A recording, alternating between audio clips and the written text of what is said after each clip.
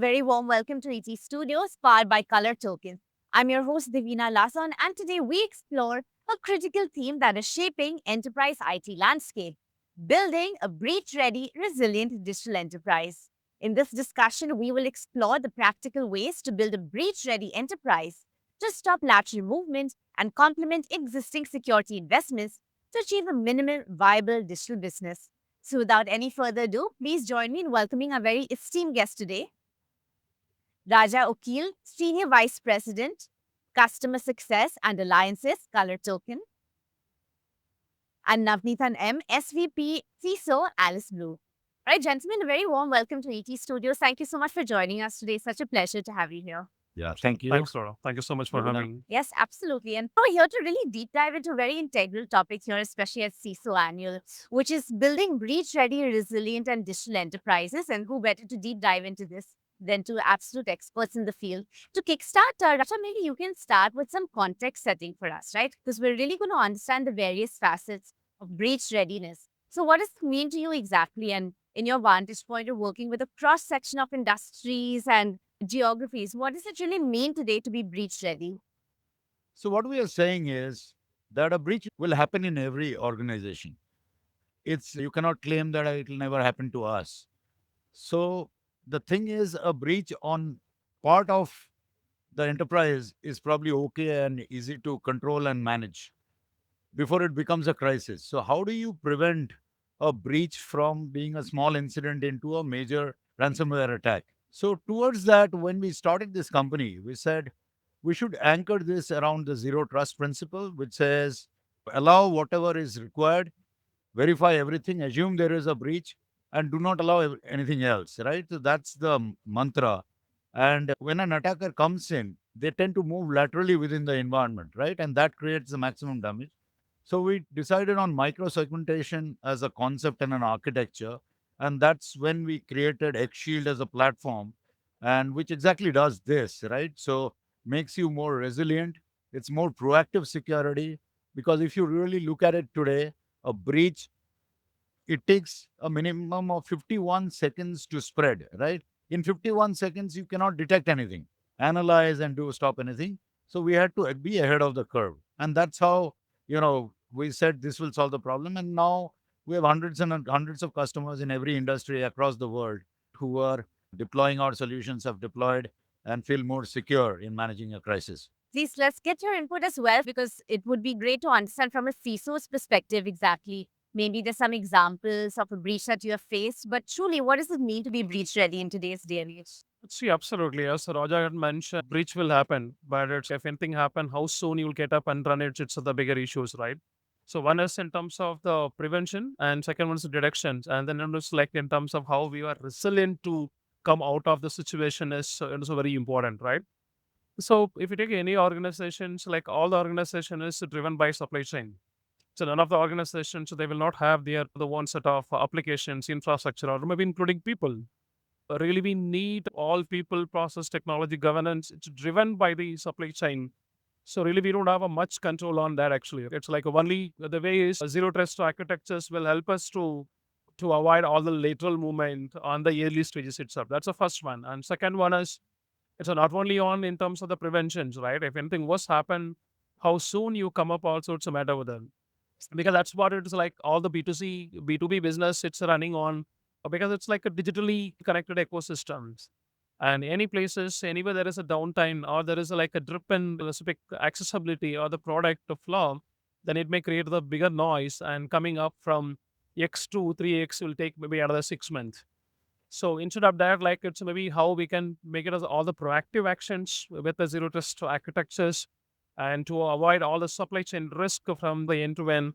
Oh, the technology play very significant role. Absolutely. Thank you for that. And Raja, to come back to you again from your vantage point of working across industries, what are some of the biggest concerns that you're hearing today from CISOs when it comes to their perspective on breach readiness, as we've just So, heard? couple of things. I think they are tired of having 50 plus technologies in their environment.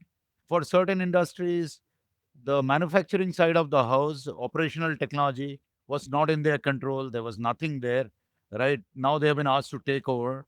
I think the third thing, which is the biggest concern, is CISOs now are being held accountable for maintaining the security, making sure that there is no loss to business and the brand and things like that. So these are areas of major concern, right? They are handling. In the process, I think they are becoming more ready in terms of preparing a business case. You would 5 years back, every CISO would struggle to get budgets. No longer the case. I think the cyber criminals have ensured that there is a general level of awareness at the board level, and secondly, they are able to have that conversation much more confidently. I mean, so that's what we are seeing. Absolutely. Times are changing. So, again, to get a CISO's perspective in now, let's shift focus a little bit and focus on micro segmentation. Love to understand your perspective. Is it really an essential step that you would take these days? Is it more of a buzzword and a fad? What is your perspective? No, it's not a buzzword, right? Of course, there was some myth and then buzzword, but it's not that way. It's like it's a grounder. It's like very much is required in terms of the micro segmentations. So if you take the 10 years before where we are talking about the shadow IT, then just where we are talking on the shadow of the API, now we are talking about shadow AI. So really, we are not sure like what are the data being going out and then what it is coming out, right? Because just we spend a lot of money in terms of the protectors organizations asset as well as the customer wealth. It's like a one go, one click. It's all the data is like it goes off that. So that aspect's really just in terms of the access or in terms of the architectures, microsegmentations play a very significant role. And where we'll get to know in terms of any lateral movement, where it is happening, where it will get stopped on the early stage itself. That will prevent a lot. It is specifically what are the incident which has happened maybe on the drift. It's a complete supply chain, the risk. And what went wrong, what went right is it's like a bigger, like where is able to compromise only on the corporate network, not able to penetrate on any customer network. Even though they provide certain just, but ultimately it start at the early stage. So that way it's like it creates the bigger the impact and then value additions where we should have it. Without microsegmentation, it's like a bigger risk. And as rightly Raja had mentioned, now the ecosystem is wider. All the end users also part of the ecosystem. It's not only on the corporate, it's not only on the enterprise, right? It goes on the bigger standpoint. So that way, really, we're not sure. The people can work from seashore, people can work from anywhere in the remote.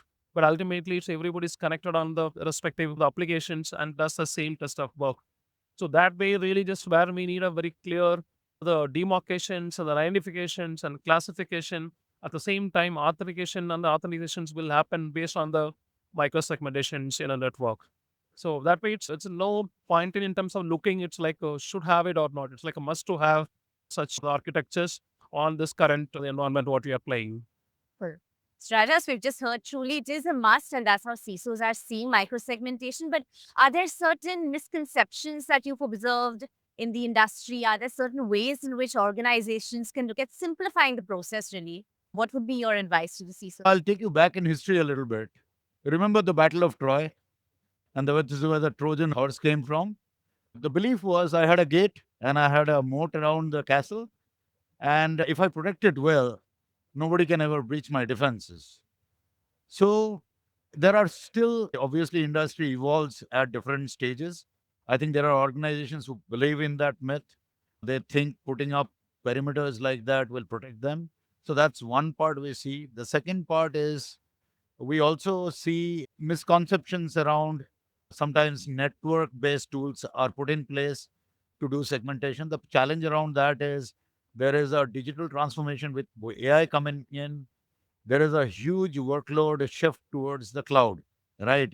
And that is where the network based segmentation doesn't work and it's very broad based. Third is, I think people underestimate this, that you talk to anybody at this conference, people do not know what they have, as in what servers they have, what software they have, what IPs they have. So, unless you cannot protect, right? So, visibility becomes a very key part of this, right? The fourth, which we have solved, and I'll probably speak about it a little later, is that microsegmentation projects takes 3 years to implement. That's a myth now, which we have solved, right? So these are some of the things, and that's our day job to work with CISOs to walk them through the journey and explain it to them. And I'm happy to report we see this is becoming mainstream, not only for us, but some of our peers in the industry who are in this space. And collectively, we feel happy that people are taking the right steps. Are there any examples you could share, like a real life scenario where microsegmentation was used to really delay or maybe stop a breach altogether? Yes, I cannot name it. This is a telco in Singapore. Okay, so we were talking to them. We were doing a proof of concept before somebody buys the technology. They want to try it out in their environment. Unfortunately, we ended the proof of concept on a Friday, and it's less than 2% of their real estate we were doing. And Saturday morning, they had a breach. Okay, and it took them like 2-3 hours to detect what was going wrong, and they called us, and we said, okay, no problem. And we got other team. We didn't have a commercial arrangement, nothing. He said, you have the software, let's help you deploy it. So we deployed it. But what happened was, 2 days you cannot deploy and enforce all the policies. Monday they had a repeat attack. Now the interesting part of whatever we had completed around 40% of the implementation in 2 days, and the attack happened in the 60%. Okay, so they tried on the 40%, it didn't spread. Right? On the 60%, it started spreading. Fortunately, it was not a ransomware attack. And then Monday through Friday, we completed it. I'm happy to report we have the PO as well now, but this is Of the closest course, we are there's such recent a time. story, of course. Yeah. Yeah, wonderful. Thank Okay. you. Thank you for sharing that. Yeah, please, do you want to add? Yeah, but no, absolutely, as rightly Roger had mentioned in the couple of points. See, now the business transformation is dynamic, right? So you take a earlier business, it takes a minimum 3 years of goal, 3 years of vision, or the 5 years of stuff, right? Now it's all the business is running with for the first 1 year, second year, just what are you going to do? Because so before ramping up your business, it's like a consumer will change, the technology will change, and in terms of adoption of the business also will get changed. So that way, like as rightly you mentioned, really we cannot wait. If anything goes wrong, I can wait for another 2 months or 3 months to come back on the business. We'll lose the battle, right? We're not in the race at all. So we should be so dynamic in terms of in terms of the prevention. At the same time, if anything goes wrong, how soon you get up and then running on the business, it's like that's why it is very important. So that's why, since business transformation is so dynamic in terms of the cyber threat and threat landscapes also a little bit bigger and then wider, which is unimaginable. How the people are using it's like in terms of the AI, like a tool in terms of the prevent, but at the same time, to play in terms of the hacker side also, it's being used to by all the hackers in terms of what are the loopholes, what are the automations, like how soon I can penetrate to the network. Now it's no more, it's like a manual, right? It's like automated script. It will help you to understand where is the loophole and then how we can add values. So that aspects really zero trust architectures as well as in terms of the micro segmentations play vital role in terms of to prevent as well as to protect as well as to ensure the complete resilience of business. Wow, wonderful.